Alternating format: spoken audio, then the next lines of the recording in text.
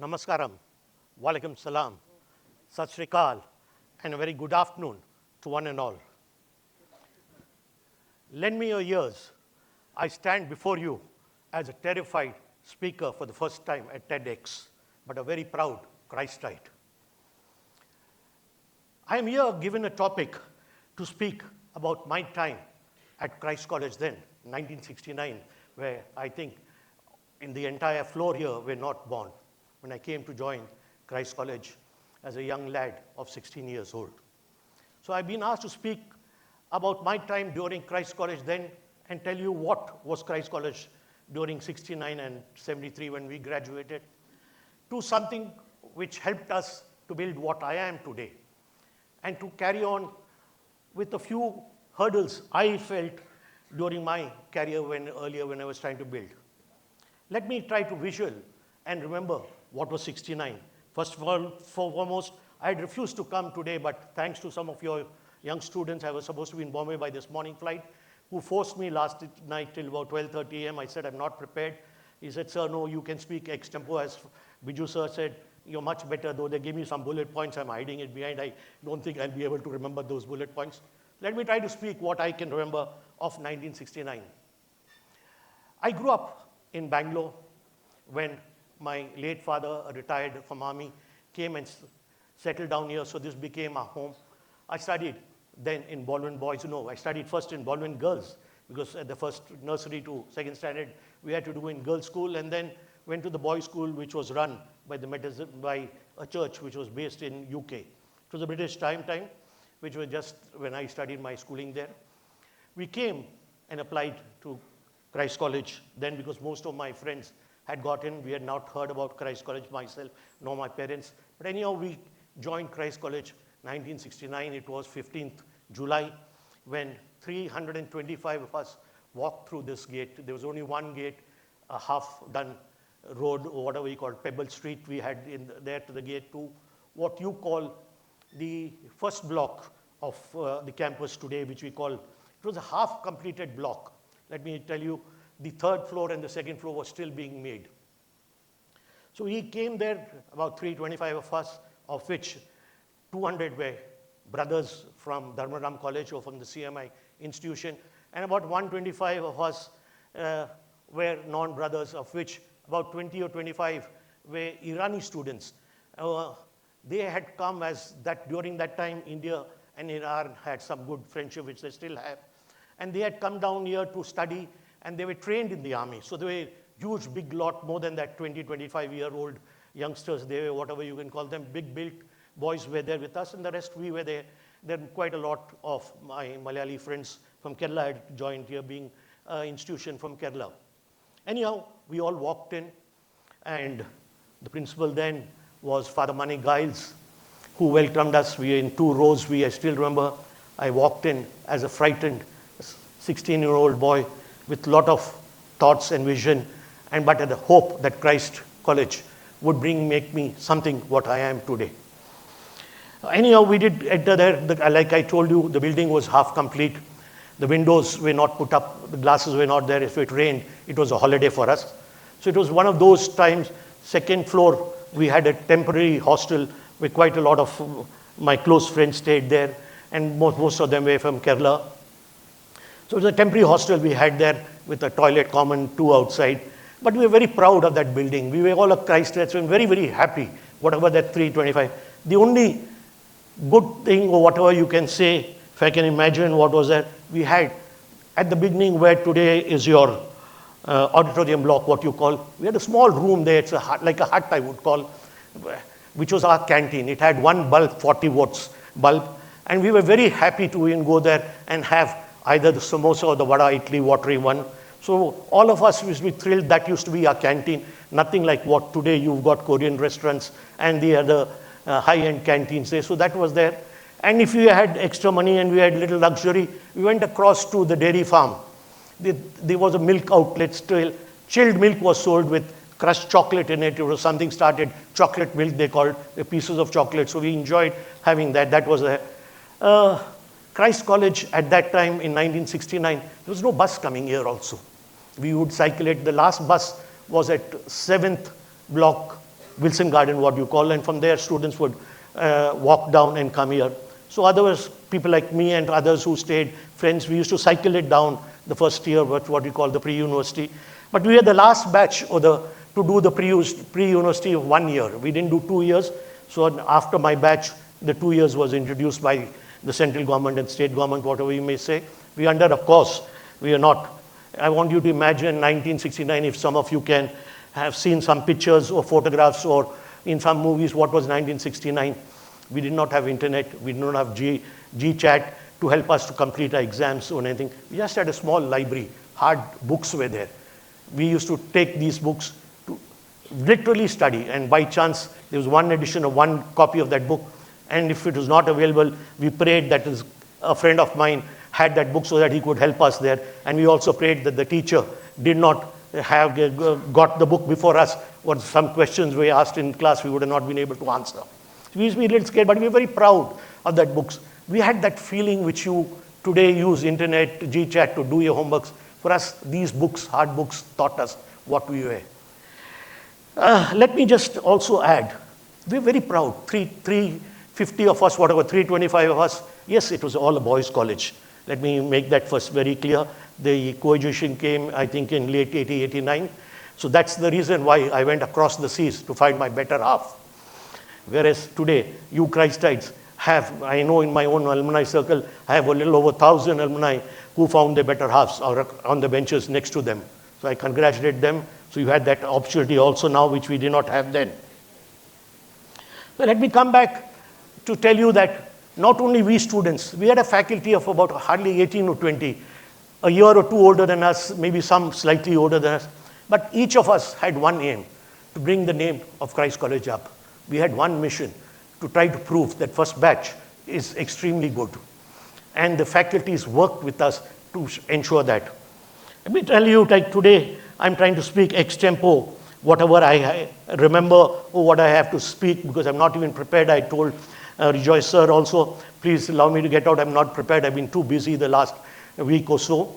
But if I am today a speaker, is only thanks to Christ and to some of these faculties. I went on to become the General Secretary of the first year when we were there, of a union we had.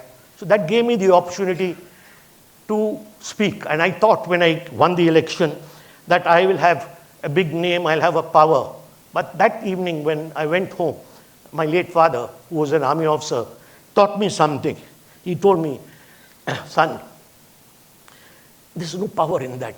You're a leader, but you have to be behind everybody. You've got to gather everybody together and be a good leader. Take the entire team with you, take the entire college with you, take the entire management with you, and go along with it. You are not any power, but you are working behind everybody. Make sure, he says, in the army, we are taught not to leave a single soldier behind. Whether the war, whether he was shot, or whether he was dead, we carried the person back home. So that is the way you have to build yourself in this leadership. So my friends, to you also, that tomorrow when you do become a group leader, a captain, or head of any department or anything, remember, it's no power.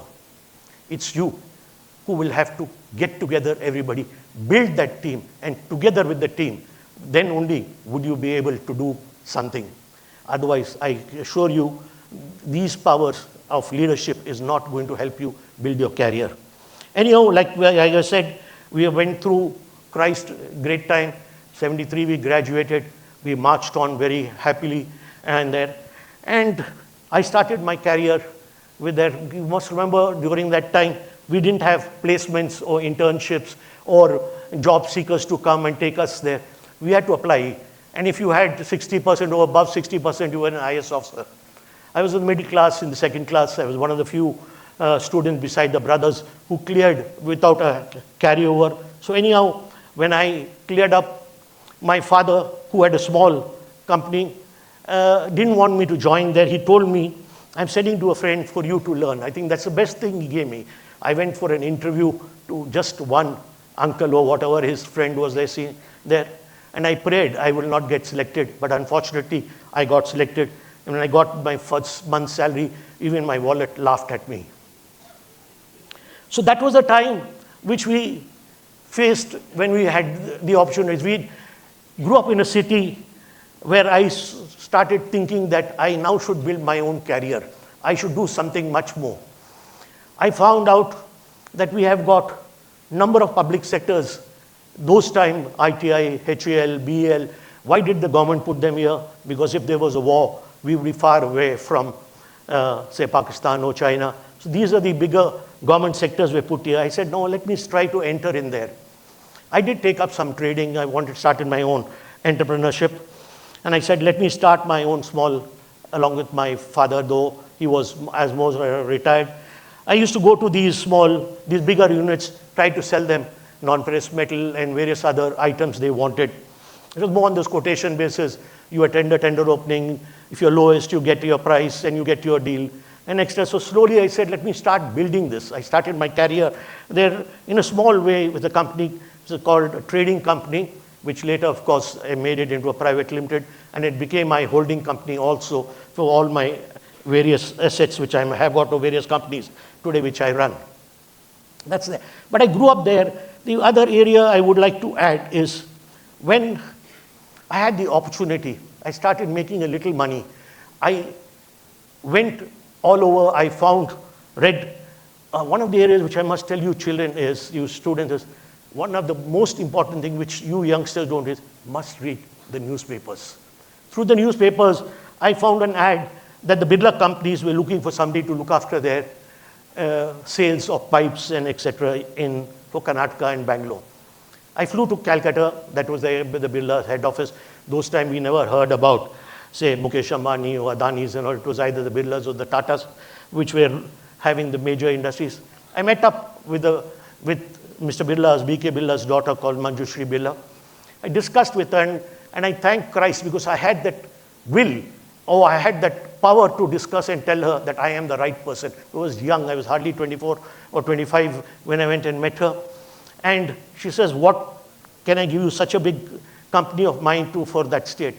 I said, ma'am, do try me. If you don't give me an opportunity, how could I prove myself? And she was very happy with that I gave. And I proved myself and I became the second largest seller of her product in all India while they was there. I still remember when Mr. B.K. Birla, her father, who is a pioneer of the Tatas and Birla companies, was coming to meet us big vendors, or what we call, or agents, whatever we call. Manjushri Birla came to me and told me, Jugnu, I would like you to welcome him and address him. While there were many, many senior Marwadi people, and as we know, the Marwadi families keep to their community closer. I was surprised. Anyway, I did speak. Mr. Birla was impressed, and I put our points down. With my hard work, or with my cousin, I went on to become the president of all our group companies. I also, till this March, April, of course, she passed away recently, our entire assets have gone to Mr. Kumaramangala Birla. I just resigned from their chairmanship of all the schools, which in April, May, because I requested Mr. Birla and told him that my age is catching up and these travels will not be allowing me to grow. But with that, I became the president of a group companies, all her 5 or 6 limited companies, public limited. It led on to what I kept on doing work. Simultaneously, let me tell you, I took my opportunity to travel quite a lot abroad. I was married, of course, in Singapore. My wife's an Indian origin, but from Singapore. Children are born there. So I had that opportunity to travel abroad. I studied the world those times, and I felt there's a country called Romania, where many Indians or other people not good. I used to buy scrap loads from Africa and etc. and sell to the Birlas, to the Tatas in shiploads. I started buying once I started making my money. I went to Romania. It was a tough country, let me tell you. Very few Indians had been there in those times when I went there. There was packed with Chinese who were buying these dead industries. Romania was a little bit one of the third world countries in Europe or whatever you may call. I had to live there quite a lot, and I had to eat their food, which was bear meat. I still remember I had to eat bear meat as one of the main meals which the Romanians eat. So I lived there and bought these, became a competitor to the Chinese. We walked across to Russia, was just next door.